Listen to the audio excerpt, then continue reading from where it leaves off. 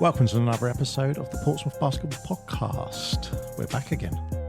We're back. We Hello. are back. I'm your host, Mark. And I am Paul. Hello. We've got another guest, and it's a big one. Mark, it does not get bigger than this guest. The questions that you've been asking me for so many episodes now, and I've been saying to you, that's a Dan question. That's a question for Dan. Well, we have got Dan on the show, and you can ask all those questions. So without any further ado, here now, stand and cheer for your Portsmouth Force head coach, Daniel Fatomide.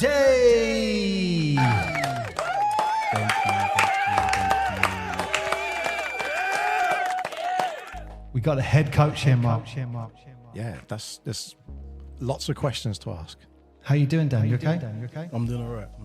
Thank you guys for calling me onto this.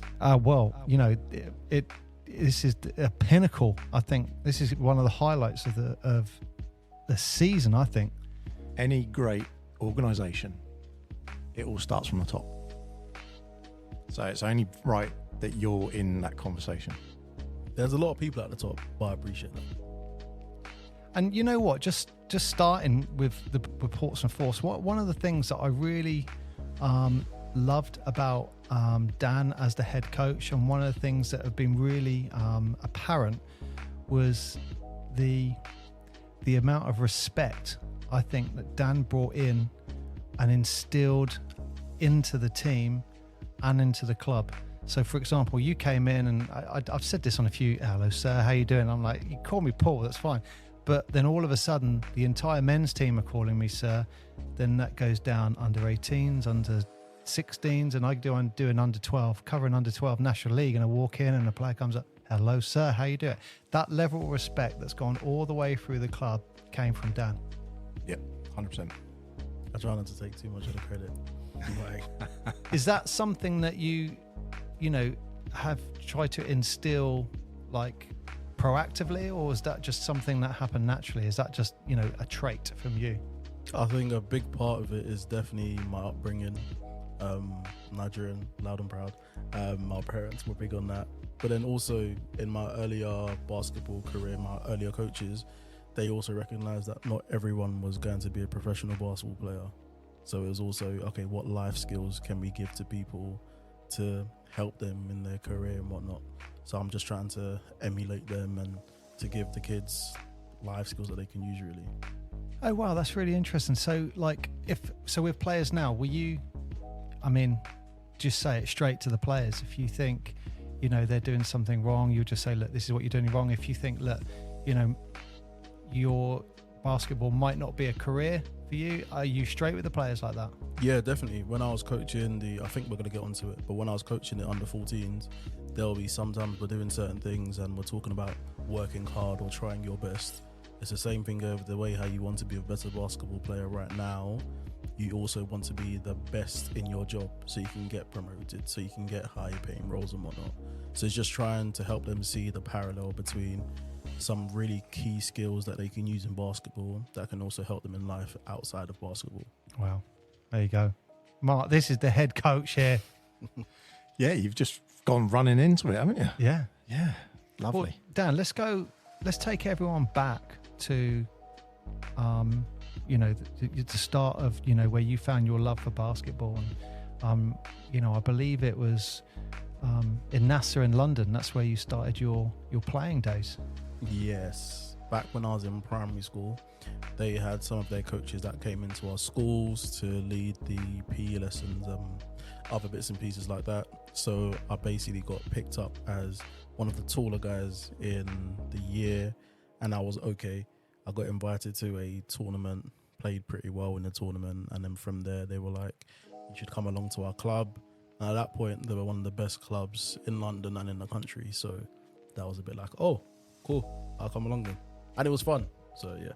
I guess the experience you're getting at that level, because from what I remember you saying, you were 10 years old playing National League in the under 12s.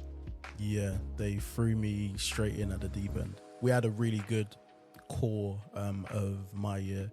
that were good enough to play in the years above. So we had a couple of years at under 12 National League before we then kicked on with our own accomplishments year on year, really.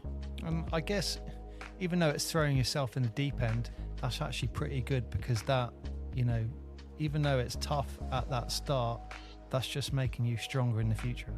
Definitely. It made you think quicker, think a lot more. Like, you had to work harder, and you knew that if you were to get onto the court, at that point, no one's really paying attention to how old you are. We're on the court together, so that means I have the same expectations of you as I do of someone 2 years older than you. Yeah, and you know what? It reminds me of a Portsmouth Force player last season, which was Zion Lawson. You know, so he was still definitely eligible for the under 18s. Was he 15 playing for? So he was an under 16 National League player, Mark. Yeah. Playing for men's national basketball. Yeah. I mean, play. The experience he is getting from that, you know, he's playing with men, you know. Have you heard from Zion? How's he doing? Yes, Zion's doing very well. He's just recovering, in the process of recovering from an injury. But the most exciting thing is the fact that he is going to be heading to Charnwood College up in Leicester in September to play at their academy. And that's a great place for basketball players to develop, take those next steps, continue playing in seniors. So yeah, it's really good with everything that he was able to pick up from this year. Well, the season just gone. It would have been tough for him, and it was tough for him, because there were some people there that were 10 years older than him, but there were loads of things that he was able to learn, and we're hoping that he'll be able to carry with him to Charnwood College and really continue to blossom. So let me just jump on that. In terms of those sort of academies and colleges that are really good feeders, how many of those around the country are there? That is a great question. You know what? I read an article the It's not other just day. a pretty face, Dan. Come on now. That's a throw under the bus question. He does this a lot. Yeah. I read an article the other day that said there were 14 Look at like you doing your feeder homework. clubs that BE recommend as far as that, and the Solent Kestrels was one of them. That sounds about right, because you've got the EABL, which is the Elite Academy Basketball League. Then you've got the division, you could say, below, which is the CBL and the CBL Tier 2. So going off of what Paul said, so there would be maybe like 14 of the top academies in the country to go to. And you know what? The thing that bothered me a little bit about that article was... They mentioned Kestrels. Yeah, other than that. But it was the fact that I read it and just went, oh, right, okay, so that potentially creates bias in that area for those clubs. And obviously I highlighted it in my mind, because I thought, oh, right, Kestrels, they're being fed really good players. And I was, you know, I'm always biased for Portsmouth. Yep. So I was thinking, hang on, how do we get those players that are being fed over there? Well, I think as we just had a recent interview with Alex, for example, was a perfect example. He came to Portsmouth Force. He came to the because Force. It's a better club. Is that what he said? I'll leave you hanging on that one. But the way he put it was that there's the infrastructure. That's what they have set up. You know, that's the draw. We're going to go play Itchner, and we're going to go play down that way. And there's the draw, and it was all lined up. So I guess the question is that what we're ultimately trying to emulate in Portsmouth? I think we are definitely on that correct road. Yeah.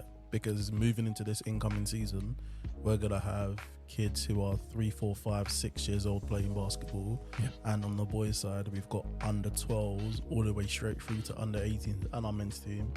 And it's going to be the first year where we're going to have an under 14 girls national league team as well. So we're definitely on our way to get into that stage. And even at that stage that you're at there, 10 playing in the under 12s, you could see a trajectory. You could see where the end post was. Like, oh, okay, that's what we wanted to aspire to. Yeah. How important is that, and having that ladder for basketball in particular as a sport? I think because basketball's not as mainstream as football is, for example. Yep. So you won't really see, like, for example, so my brother supports Manchester City, and you've got someone has to.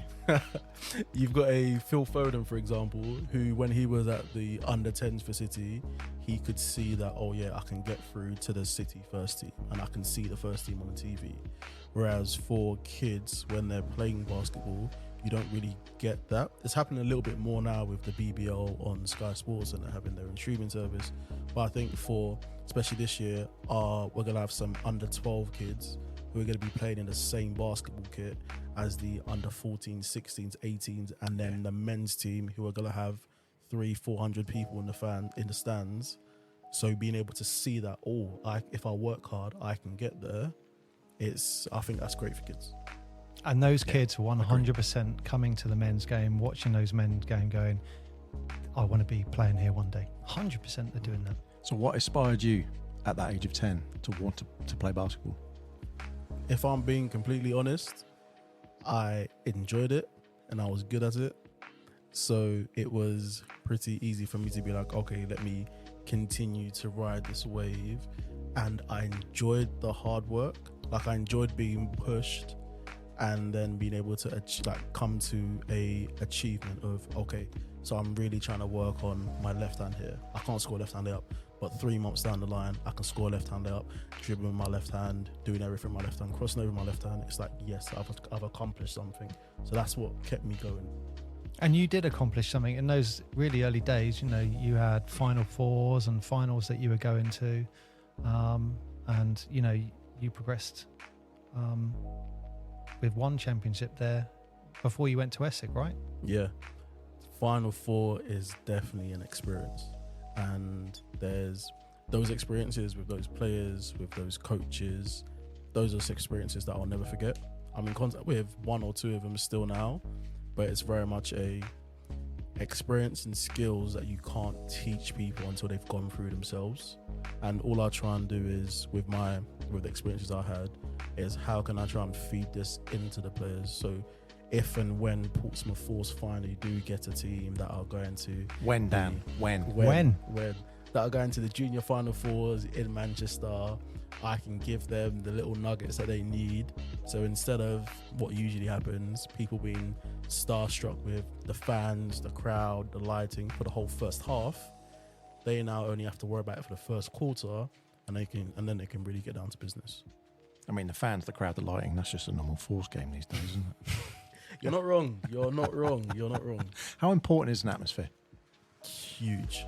Like, definitely huge. I think when it first started, a lot of the guys were a little bit nervous, and even me to start off with, I was like, wow, there's like 300-400 people behind you down, you're like shy watching the game. So that's a bit like, oh, okay. But then eventually you get used to it, and when you've got the crowd that are screaming and shouting when you're scoring or when the team's playing well, it's like, oh, this is good support. But then when you know your team's not playing very well and the crowd's quite quiet, it reminds you that this game that you're coaching or this game that you're playing is bigger than just yourself. It's bigger than just 12, 15 guys and a couple of coaches. This is a whole city here that's supporting you. Yeah, definitely. And you know what? The one thing, and you know what? I'm saying this, you know, from a fan now, and I'm speaking on behalf of everyone who comes to the games. We're all just watching it, wanting you and the team to do well. And when that starts happening, it's just great to be there, isn't it? That's a great vibe. It's a great vibe, and you can, when the crowd are putting something into it, and then the play's going the right way, then that infuses the crowd, which then infuses the players, and you can see that flow, and everyone's just enjoying that experience of what's going on, except the team you're playing against, obviously. But and we have, and where we are, we have that really unique view. Yep. Where when I something sit happens, next to you, so that is definitely a unique view. We get to see when something happens, we're facing you, all the players, and the crowd behind you. So we get that real unique view where we just see the play, the reaction, all in one glance. And I think if I wasn't doing the announcing and the music and stuff, I think I would sit on the side that we're at, where there's just one row of chairs to get that experience. Yep. Someone say VIP. I think that is a VIP. You know what? I did consider the other day, they could put a row of seats behind, in front of the bleachers, but behind the players, like literally, and say these are floor seats, and you're right behind the players. That would give you an extra 40, 50 seats, people to sit down. Probably, Yeah. I mean, I know they're doing the corners this year, so they're going to pack it out a bit more there. And Dan, I don't know if you've heard, but Paul has actually committed that once he wins the Euro Millions, he's actually going to build a stadium that's a 3,000 seater, dedicated with no badminton courts. No, that's the stipulation. There's and no other lines, just a court. I'm going to be controversial here, Mark. What size court would All it be? We haven't badminton actually players said that. are not allowed in the building. Oh, Wow, that's a big job. that's what, because Dan Look, actually mentioned about Everyone's different court irritated sizes. by badminton lines. Because there are different court sizes.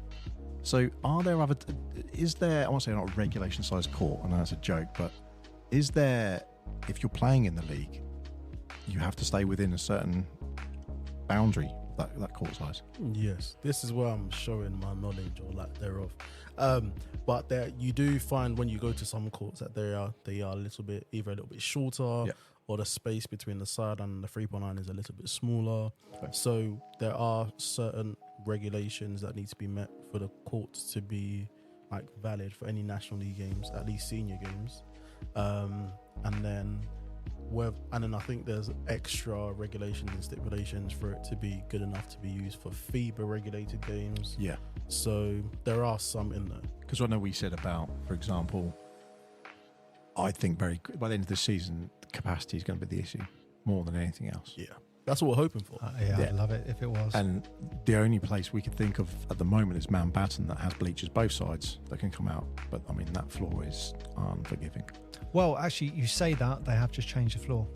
I was there recently, they've changed the floor, so it is a little bit... I mean, I was there yesterday, but I was swimming, so that's not yeah, it's... no purpose of adding in the it's not an conversation. amazing floor, but it's better than literally the concrete, shiny concrete, which is what it was. Yeah, that was... Oh, you fell down and You hurt your ego, then you hurt your leg.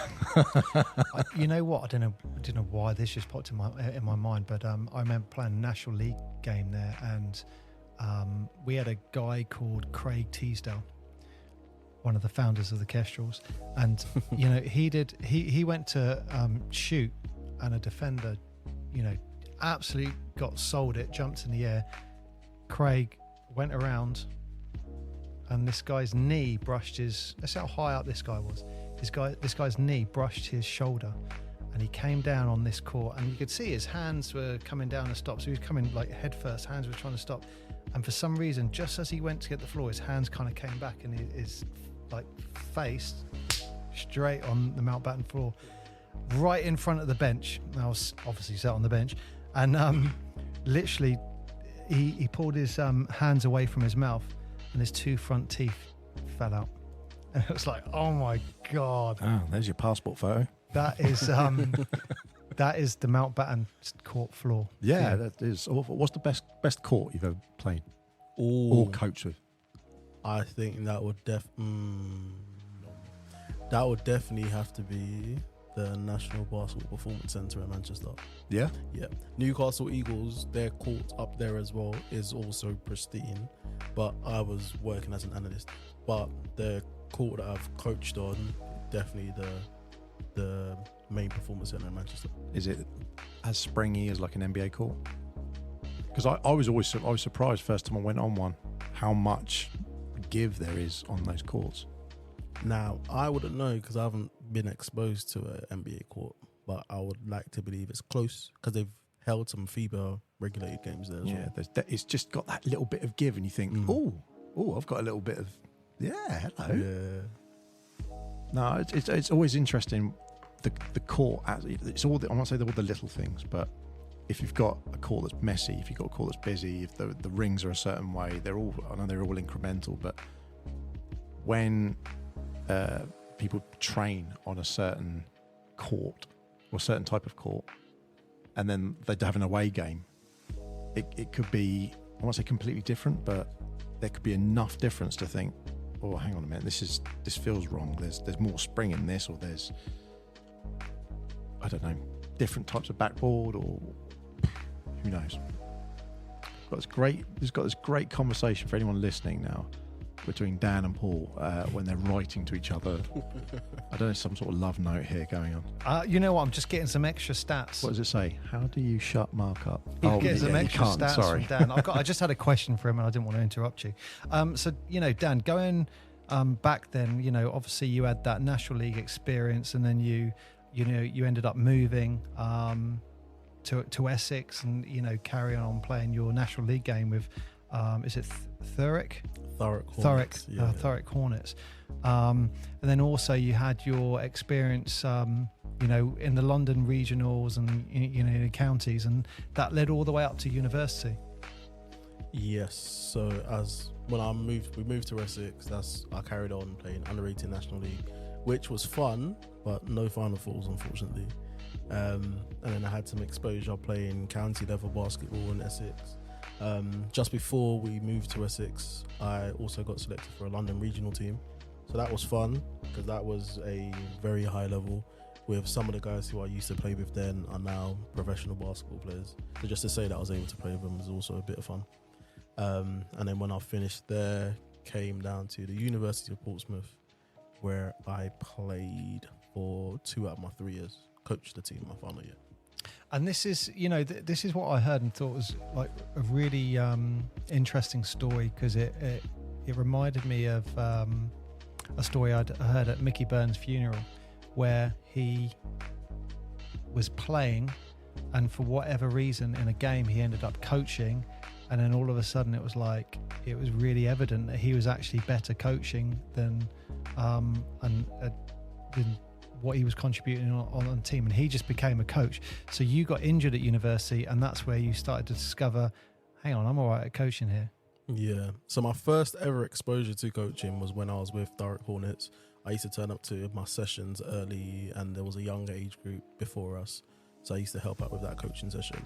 But when it actually came to me coaching a team myself, it was from university. So my second year, as basketball players do, I rolled my ankle, but it was quite a bad one, so I was out for a couple of months. And then after that, the season was basically done, and because people knew I was doing some kind of coaching, they asked me whether I wanted to coach the team in my final year, and I was like, why not? It's a good experience, and I enjoyed it. I realized I was okay at it, and we did pretty well. So I thought maybe this is something that I can roll with. So how old were you doing that then, Dan? So I was 20, 21. Damn. That's young to be coaching. Oh yeah, very. Yeah, I mean, you know, got to take hat off to you for that. I mean, that's to step into that and say, yeah, I'll take that on. Well, it's has similarities between a bit like what we were saying with Zion, getting that experience early. So Dan was getting that coaching experience early. You know, just touching on something you said, I thought is a really interesting question. And I'm just curious how you deal with it as a coach. So ankle injuries are, you know, we all basketball players get them. Yeah. But, you know, it's sometimes the mental injury that takes longer to heal than the physical injury. So any basketball player listening to this will know, you roll your ankle, you know, you're out for anything between 6 weeks, maybe 3 months if it's really, really bad. But then you come back to the game and you're driving into the hole, and all of a sudden your brain is saying, stop. And you're looking, sometimes you're going up for a shot and you're looking down at your feet where you're landing. As a coach, how do you try to help players with that? It's interesting you say that, because we had that experience with a player this year just gone, where they'd previously had quite a big injury, and when they were coming back into it, they weren't too sure. Like, they were stopping themselves from going full pelt to the rim and whatnot. And it was just a thing of encouragement and putting them in situations where we can build it up. So maybe we'd do some finishing stuff with a pad, and then we might progress to finishing stuff with a stationary defender before we went to finishing stuff with a passive defender, before it then got to a thing of, okay, we're now playing proper one-on-one, and you can only go to the rim and finish for that specific individual. So I think it's just slowly building up their confidence in that area, because most of the time the mental thing is the toughest part to get past. But once he was able to get past that, he was back to his old self where he was, we saw it. We saw it, and at the start of the season, if you go back to the episode where we spoke to Alex Grant, we were talking about Zach Riabi, you know, where he I think he was at wrist or something like that. But at the start of the season, that's when we found out about it, because we were watching him drive and he was hesitant. And I remember saying to you, I bet he's been injured. He's something's mentally stopping him here. And that's when I think he told us about it. And but by the end of the season, there was a few times where we were like, "No, he's going. This is it." It was great.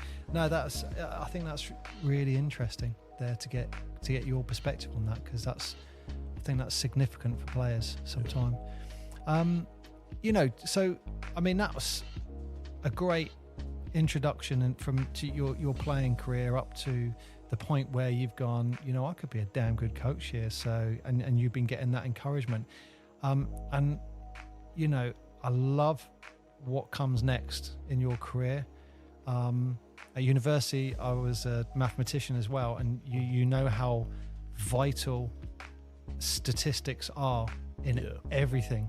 I think the famous Isaiah Thomas quote was, "The numbers never lie." I love that. I use it all the time, that one.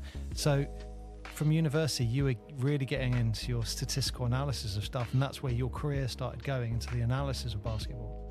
Yeah, so at university I studied sports and exercise science, and within that there was some coaching modules, but there were also some biomechanics modules, and I thought the concept of performance analysis was a nice overlap between the two, and I went on to go and do my master's in sports performance analysis, and that's where I really got to grips with it's more than just video and stats. It's trying to connect the why. That a lot of the time the stats will tell you what happened, but the supporting video will give you the additional and added context, or the video and the numbers might support the coach's thoughts on a player or thoughts on a certain set play working or not, or it might disprove it, or it might give the player some extra added confidence if they think they're a shooter but they're in a shooting slump, and you can put the numbers across to them that actually your percentages are still the same, just a little bit off, or you show them the video of actually all the shots that you're taking are the normal ones you are taking, but there's a slight tweak in your form that is coming because you're compensating from an injury you've just come back from, for example. So it was really interesting for me to see things from that side of things, and it also was able to get me onto some coaching stuff without having to be a super duper experienced coach. Hey, whatever angle you can get. Can you overanalyze? Oh yeah, 100%. There is a fine balance. I'm never one to be like, okay, so the numbers say this and this is what it is. It's the numbers say this, okay. What does the video say? Does the video match up? Okay. When we're in play, how does it think? How does it feel? Do we agree with it? Because sometimes you can look at the numbers and actually be like, okay, although the numbers say this, I still think this and I'm going to roll with this. Like, it's happened where I've shown a coach that these are the stats for so and so. Like, there was this one when I was at Reading, which is where I was doing my masters. There was one kid where his numbers were saying that he was a really good mid-range shooter, but our coach was big on, okay, let's space the floor, let's get to the rim, let's shoot threes. And I was like, okay, I know you want the guys to shoot threes, but this guy's like 50% from the mid-range. And coach was like, okay, Daniel, that's a really interesting point. Thank you for that. But for our team concept and what I want us to do is I want us to be super aggressive going to the rim or shooting threes. And I was like, okay, you're the boss. How did that pan out? He still shot his mid-ranges and he was never a great three-point shooter. However, within the system of what coach wanted, he was still able to be pretty effective. And at that point, you've got to be like, okay, that's where I'm learning as being a head coach. If you have a style of play, you can either adapt it for a player, or you can get the player to adapt to your style of play while still keeping them effective. Knowing what you know now, would you have run it differently? If that had been your call. Would I have run it differently? No. I probably would have done the same thing, because even though he was a 50% mid-range shooter, we had really good three-point shooters, and he was decent going to the rim as well. So instead of having something that's okay, let's go with something that's pretty good, that gives you a higher value, Yeah, so I would still roll that coach's decision. But again, like another example of that is someone like Kobe, where if you look at his last game in the NBA, I think it was his first 5-6 shots, he just threw up air balls or bricks or whatever. You know, you focus on those stats and go, okay, he needs to sit down. He doesn't score 61 points that night. So it's all taking in the content. And I guess sometimes as a coach, you have that gut feeling going, hey, you know what? Let's say Simon Olaniyi has a bad day during the game. Let's not say he had one. But if he did, They happen. and it's a tied game, you're still confident giving him the ball, aren't you? Yeah. 100%. It's like, you know, let's go win the game and we'll forget about your off day. So you know, I love that stats thing, and you know, we were trying to feed you that at the start of the Force season this year. In the last season, because we could see how valuable that was. But our challenge was being able to do everything which we just couldn't do. But it turned out to be a silver lining because that led to the in-game sounds. Yeah, but also trying to match up as well, the way that the courts are run and having the stats and recording the right ones at the right time. The ones that are just, I won't say they're not the basic stats, but how many people have got fouls, etc. That's one thing, but we were trying to record how effective they were in certain places and give you that information to take one thing away. Yeah. But you can only juggle so many plates, can't you? And the challenge we had with that was to do the statistical analysis and try to give Dan that information, or KP that information for half time and at the end of the game. It was almost a detriment to the entertainment side of things, because I'm now saying a name. I'm also saying a name whilst trying to record an assist, a steal, and 2 points, and a foul. And it became too much. Is there a thing at this level as well? If you had the players, say you had a full team of analysts, all there scoping the game, every game, would there be a point of thinking, oh no, that's putting them, giving the players a level of pressure, because they're thinking every shot's being judged, everything's being marked, even though it is at the moment, but it's being judged and recorded, and it adds another layer of that. Because I mean, I know obviously at the top tier, that's what happens. I think National League from Division 2 up, that's where you get the stats. I think, I could be wrong, but I'm assuming every team has to have a statistician at that point. Yeah, once you get to level 2, you do. But to answer your question, Mark, before I answer your question, actually, luckily for us this year, we do have a student who's part of the university basketball team, who's volunteering to be a performance analyst for us this year. Oh, wow. Amazing. Yeah. So There we go. There's the nugget you were after. So They can sit with us if they want to, because we could feed on that. Yeah. That is a good thing that we're trying to do. And kind of like what you said, we're trying to start off with the most important and impactful stats in the moment that we think can help us make in-game adjustments to help us win. And then we will do like a complete score sheet and box score, there we go, after the game and whatnot. And now when we're talking about if there was a whole team of analysts, I think that, because sometimes I forget this, but when you're a player, a lot of the time, once you get onto the court, there are like a little bit of nerves of, oh, this person's watching, oh, we've got 2 assistant coaches, oh, there's these guys doing this. But once the ball's gone up and now you've got to defend someone else, you've got to box out and rebound, you've got to come down and execute the set, all of those other things completely go out of your mind. The fact, like, once I start coaching, I forget there's 300-400 people behind me. I only remember at the end of quarters and at halftime. Like, I'll be completely honest with you. That's when I'm like, oh yeah, I forgot you guys were here. But outside of that, you are so locked in because there's so many different things you have to focus on. So I don't think it really crosses the guy's mind. I mean, I almost think it's worth, I don't know if it's worth Dan talking to Steve. I was going to say that, but it was one of the guys who came on the show, Steve Ware. We're going to get him back because we started talking about Steve is, you know, was in an IT career, completely stopped his career and got into, you know, the psychology of mental wellness and stuff like that. And, Mindfulness. You know, mindfulness, that's his whole career. And he was talking from a basketball perspective to a term called flow.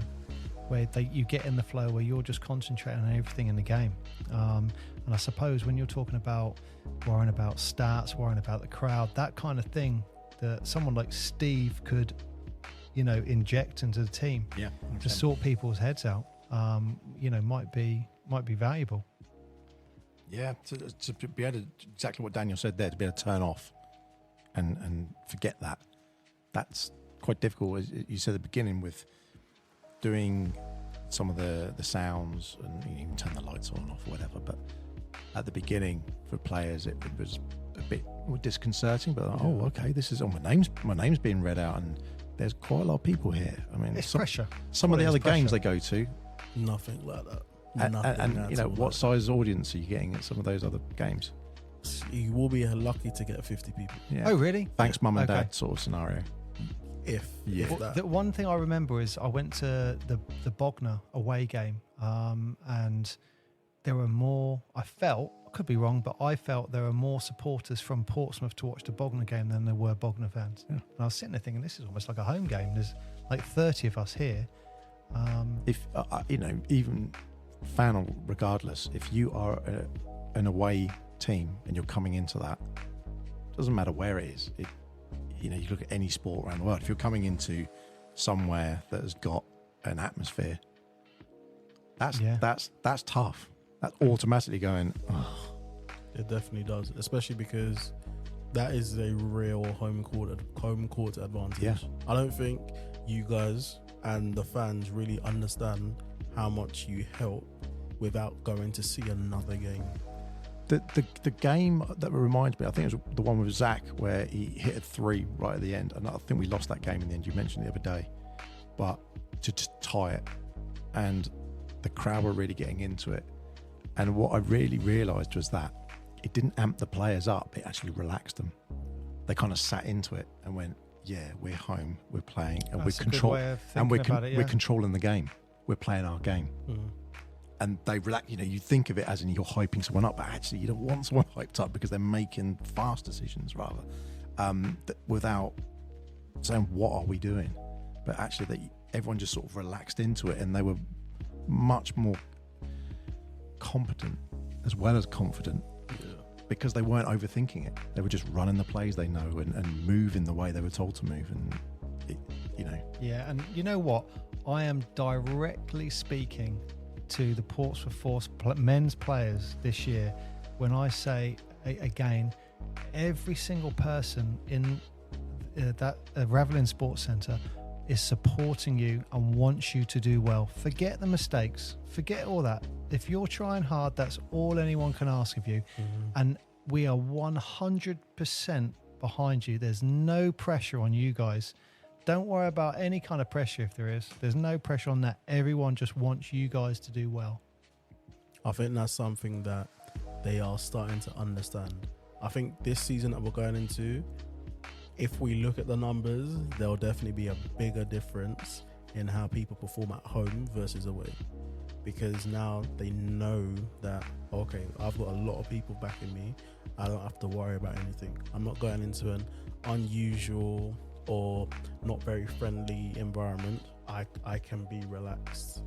And it's just, Rob came to come and speak to us at one of our training sessions, and he reiterated exactly what you just said, that as long as we work hard, because the people of Portsmouth will support a hard-working team, then there's nothing else that we can ask for. And it's a good thing, because that's exactly aligned with my thought process, KP's, Jesse's. So we know if we work as hard as we physically can, then the results will be a byproduct of that. Yeah, and you know what? I agree 100% with what Rob said there. And I think this, maybe it's a Portsmouth trait, that win or lose, okay, we all want to win, but win or lose, as long as you try hard, that's what Portsmouth people want to watch. It's the same thing when you go to Fratton Park. If someone's just running as fast as they can, or doing all the hustling, same on the basketball, that's all people from Portsmouth want to see. And if they do that, it's like, okay, you win, you lose, okay. But if you try your best, that's all they want to. That's all they would ask for. So yeah. So Dan, going back to your analyst days. So you've been at the Reading Rockets, and you know, definitely one thing we got to talk about is that gave you the opportunity to, you know, work with the Great Britain senior men's team. I mean, what was that? That must have been amazing. That was a crazy experience. I can't even lie to you. When I was at Reading, I was working with and around AGB coach Alan Keane, and so I was working with him, and he had some connections with the analyst that was working with him when he was with his GB team, a guy called Jamie Smith, and his resume is out of this world. NBA, NCAA College Division Ones, like, so being able to work with him, work under him was absolutely huge. And then when he invited me to come to some of the camps, well, the windows with the senior men team, it's like seeing these people in person. People like Ovi Soko, Miles Hessen, Dan Clark, Gabe Olaseni, Andrew Lawrence, like just seeing them in person, seeing that they're actual normal people. Yes, they're huge and they're also very good basketball players, but they are normal people from different parts of the country, will happily sit down and talk with you, will pay attention to any bits and pieces that you're giving them.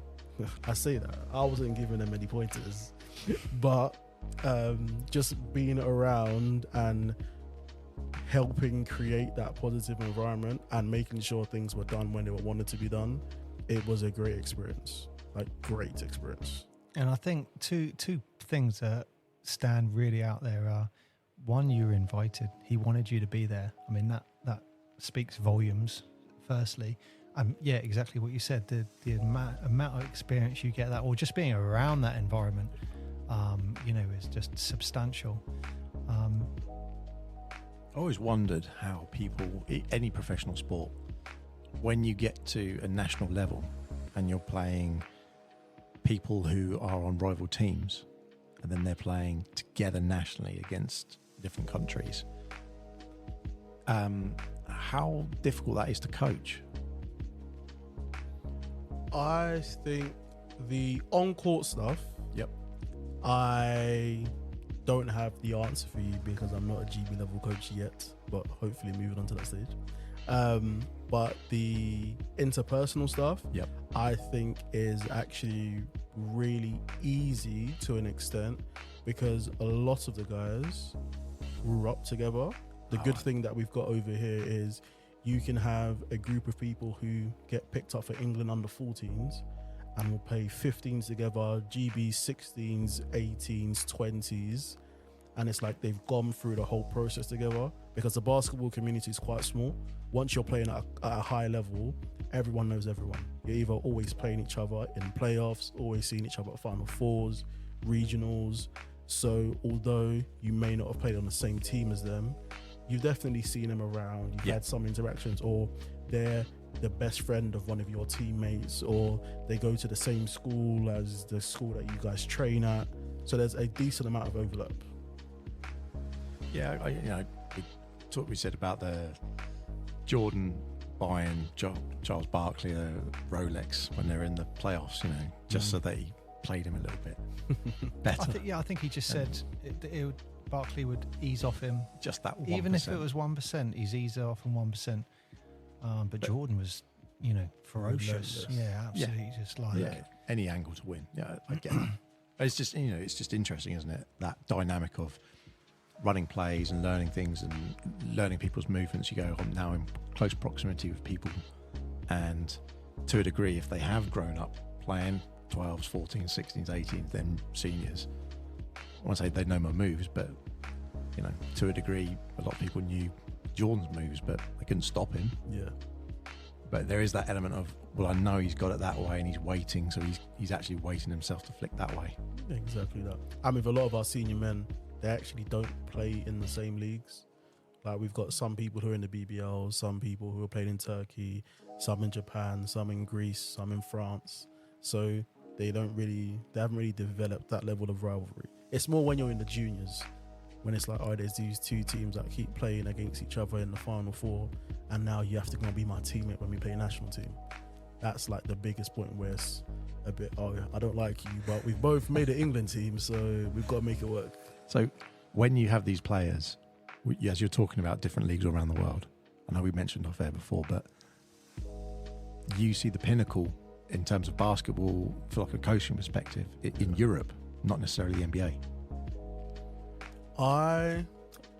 Everyone will see the NBA as a pinnacle, because Yeah. even some EuroLeague coaches and EuroLeague players will always say, oh yeah, the NBA As a player. as a player, the NBA is the highest.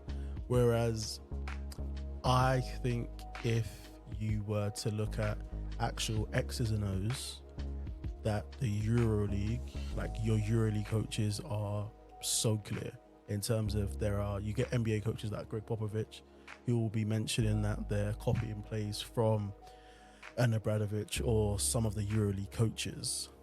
And you also hear from NBA coaches themselves that a lot of the time when you're an NBA coach, it's more so like, yes, guiding, but then also man management, because you have some of the best players in the world, some of the most talented athletes in the world. So you can give them frameworks and whatnot, but they're most likely, like we see a lot, there are actions, but a lot of the NBA is one-on-one or a two-man game, whereas within Europe there's a lot more scoring out of sets. Like, if I could be completely wrong, but I know an MVP, he might have been a EuroLeague MVP that's just gone to the NBA, he was the MVP and all of his scoring was off of the catch. Wow. So it's very much a lot of the sets were being run to get him open shots at the rim or shooting threes. We've seen a lot of the big players, like Joker and Luka, for example, Euro players coming straight into the NBA, making massive impacts because of the way their game and the way they play. They're not super athletic, but the vision and the way they handle things, it's different. Mm-hmm. So is the NBA changing as a whole? Do you think adopting more Euroball? I think so, because everyone's just getting a lot more skilled. I don't want to say who it started with, but most recently you've got people like Draymond Green, who he's smaller, but his skill set means that he can get away with it. Everyone knows Steph Curry made shooting a huge deal. And now we're getting people like Wembanyama, Chet Holmgren, Bol, who are all 7-footers, but are shooting the three like guards, can handle the ball like guards, can be aggressive off the catch like wings. So I think everyone's slowly moving towards, actually, if they are not big, strong, can run fast and jump high, that doesn't mean that they won't be good players. Because if you've got a solid skill set like Luka, then you can get away with it. Maybe he's a bit of a anomaly. There are anomalies in there for sure. And you wouldn't look at Dirk Nowitzki and say, oh yeah, let's give him the ball and let him hit a three, but you know he would. Yeah. But when you mention Wemby, someone like that, for example, they're going to get a lot of knocking. He's going to get beaten up big time. Very much so. And when you see a player like that as a coach, do you want someone like that bringing the ball up? Like, but people get annoyed when they see Luka bringing the ball up. He's like, he is 6'9". I know he's a big dude, but he can handle it. But as a coach, do you want someone like that bringing the ball up? I think it's kind of the conversation of, should LeBron always be a point guard? And my thing would be no, because his strength is he is a 6'9" guy. He's a unit that has the same skill set as a point guard. So having two people on the court with that skill set is huge. Yeah. Or like having Wembanyama, who's a big man who can shoot threes, that is huge, because now the other team's big has to guard him. That takes them out of the key.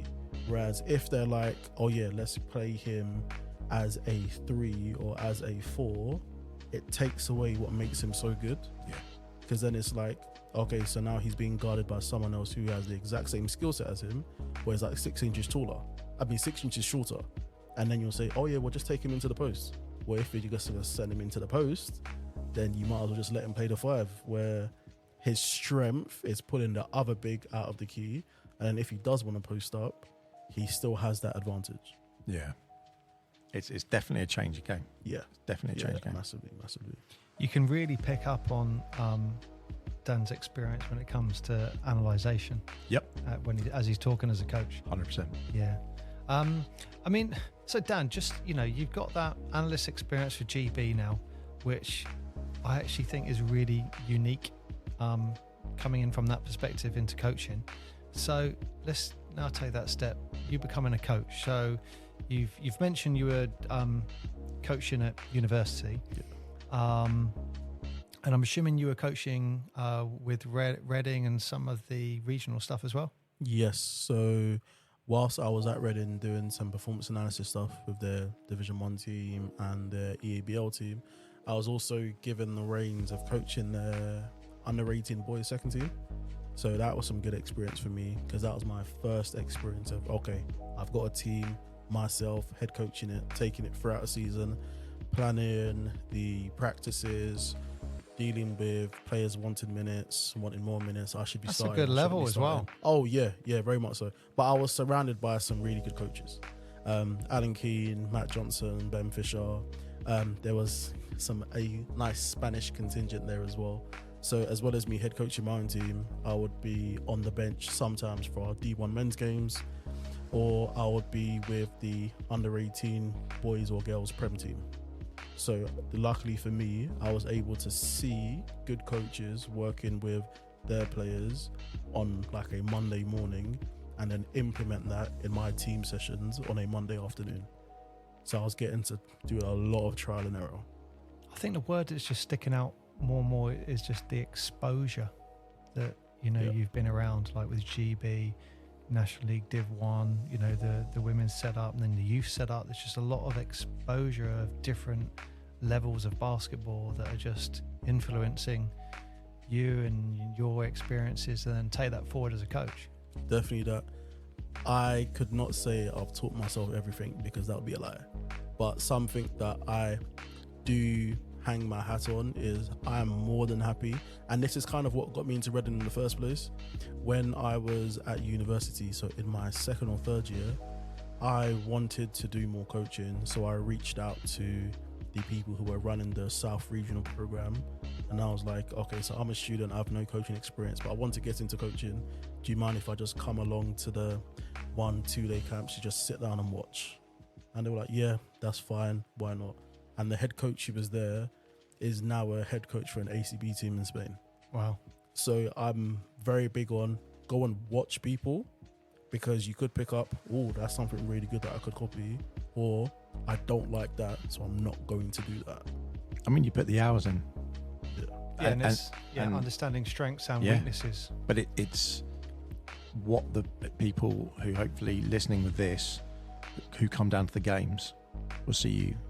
Okay, he's there coaching live at the game, and maybe at practice. It's like, there's a whole raft of stuff that you're doing outside of it, and propping up your knowledge and learning more constantly. Like, it's a lot of time that you're putting into that. Yeah, even like right now, most people don't know this, and I know some of the coaches and the players are probably thinking, why am I doing this? But over the summer, because I'm obsessed with basketball, but I also like to learn, I've been going to watch as many as I can of our under 12s, 14s, 16s, 18s training sessions over the summer.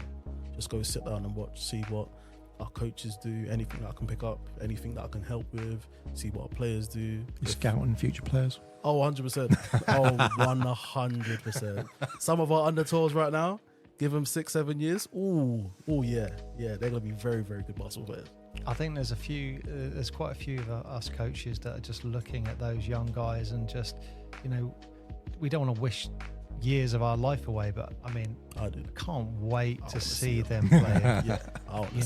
And also that kind of feel like when there's a handful of us started working on the fun and fundamentals ages ago, and it was, the aspiration was to get those guys on a Sunday morning to get all the way through on a 12s, 14, 16 to get to playing men's national basketball. Yeah. And they're not a million miles away from it now. Those little guys are now under 18s.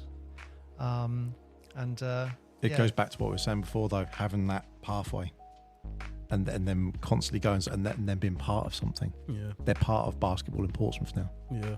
And it's a whole river that flows up, isn't it? 100%. I love the fact that we've got the whole men's side set up, and what gets me even more excited, and it's just where I've just come from actually, is the fact that we're having a girls team and having that under 14 girls national team, just seeing how many they're Yeah, getting that's at their huge. training sessions, it's like, this is what we want.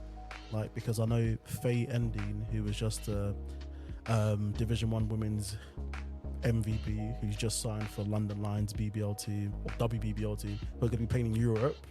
She's like not too far removed from the Portsmouth area, and just knowing that, okay, we've had one.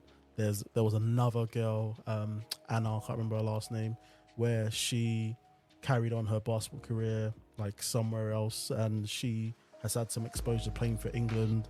It's like, oh, so we The talent's there. yeah, we have some of the girls on our doorstep. So once we build this infrastructure, then it's really going to set off. What Jesse and Andy Rowlands are doing is going to be very, very fun in the next couple of years. Dan, do you realise that where you are sat right now in this studio, Faye's house isn't that far away from where we are sat right now? Look at that. I've been Sounded in a bit contact. stalkerish, just throwing it out there. I just know she lives in Fratton, that's all. But she, we have made contact with her, and when she comes back to Portsmouth, she's going to come on the show. That would be great. Yeah, that'd be. I mean, that would be nice to have that full, complete package of, if you are someone who wants to play basketball, there are options. Yeah.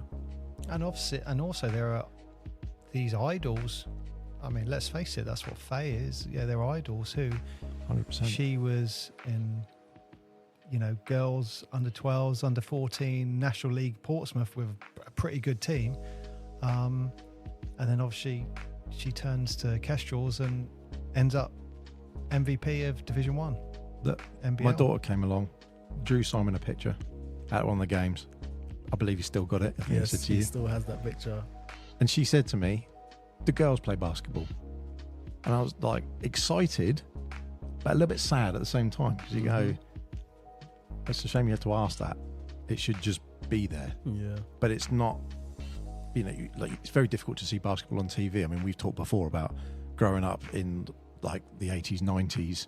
You only saw basketball if you had to order a videotape, or somehow Channel 4 maybe had something on early mid 90s, and there was no exposure for it. You had to go out of your way because it's a small community in the UK. Yeah. And it's funny, you think all the communication, all the stuff's out there nowadays, we can talk to anyone around the world, and yet it's still quite an insular thing.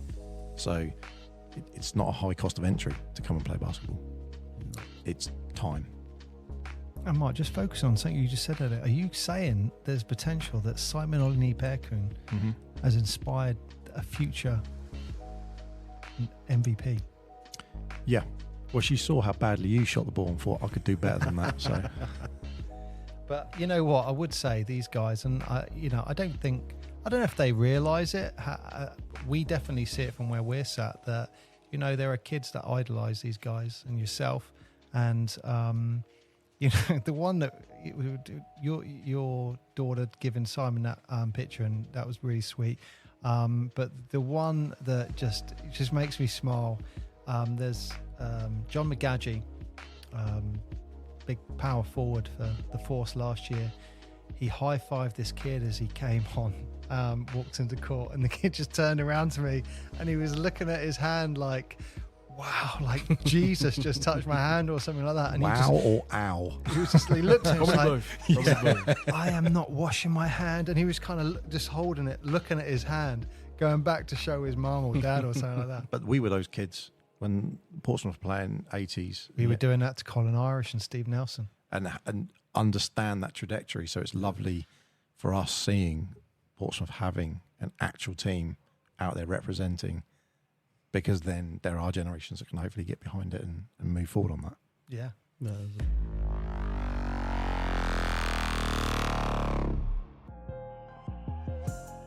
So that ends this episode of the Portsmouth Basketball Podcast. Part 2 of this interview will be coming out in 24 hours, so tune in for that one. But until then, wherever you are and whenever you're listening, we thank you so much for your support. Till then, bye-bye.